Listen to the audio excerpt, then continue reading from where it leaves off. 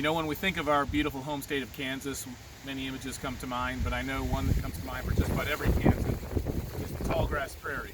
And the tallgrass prairie has been home to grazing animals since the buffalo were here. And nowadays, of course, it's Kansas cattle ranches. And that's what I want to talk about. As many people may know, for the last 20 years or so, almost 6,000 Kansas cattle ranches have gone out of business.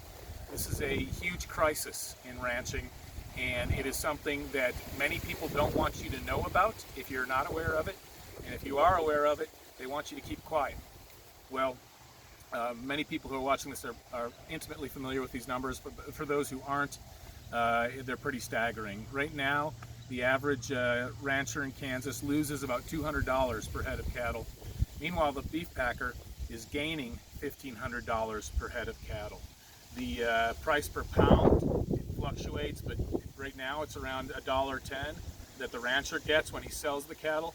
But when the big packer sells it to the grocer, the wholesale grocer, it's about $4.75. Those numbers used to be much closer together. And that's why we are seeing Kansas cattle ranches going out of business, selling out at the very same time that steak prices, beef prices, are near an all-time high in the supermarket. There is a problem here, and the problem appears to be collusive pricing by the big four packers. And as many people know, those big four packers control 80% of all beef processed in the United States. 11 state attorneys general have correctly called on the U.S. Department of Justice to investigate those packers for collusive pricing, which would be in violation of federal law. And that's one solution, but that solution will take time to work its way through the judicial system, through the Department of Justice investigation, through potential subsequent prosecution. There are faster solutions in Congress, and they need to be taken right now. And if I am in the U.S. Senate, I will take them immediately upon taking office. One is the PRIME Act. The PRIME Act has been introduced in the House. It's got, last time I checked, 48 House co-sponsors, but you know who's not on the list of co-sponsors?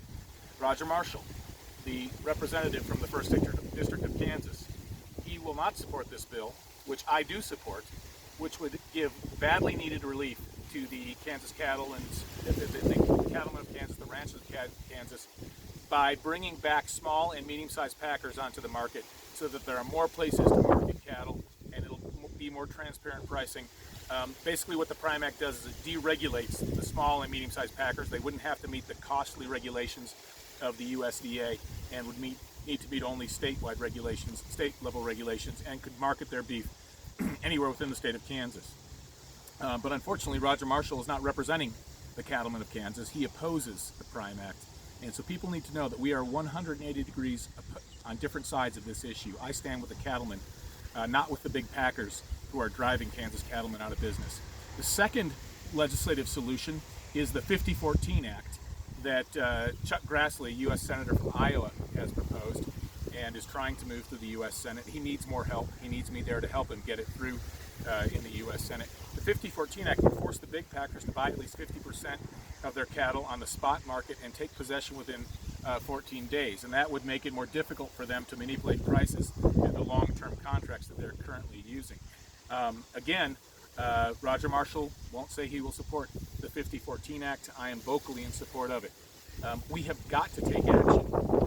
Every month that we wait, another Kansas cattle ranch or a dozen cattle ranches go out of business and sell out. And they're not able to sell to the ranch next door because the ranch next door is suffering just as much. And quite often, they end up selling their land to foreign entities, to large conglomerates.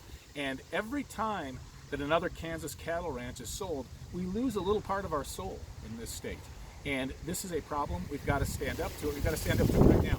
There is another thing that can be done to help this situation, and that is mandatory country of origin labeling. We had it for a brief period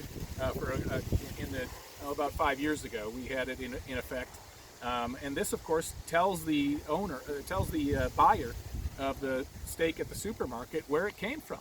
Whether this is actually from a steer that was raised in the United States, but that was taken away because a World Trade Organization ruling, and we could go into lots of the deficiencies in that ruling. That ruling basically said that that the Mexican and Canadian producers of beef are at a slight disadvantage in the U.S. market when consumers like us know where our beef comes from.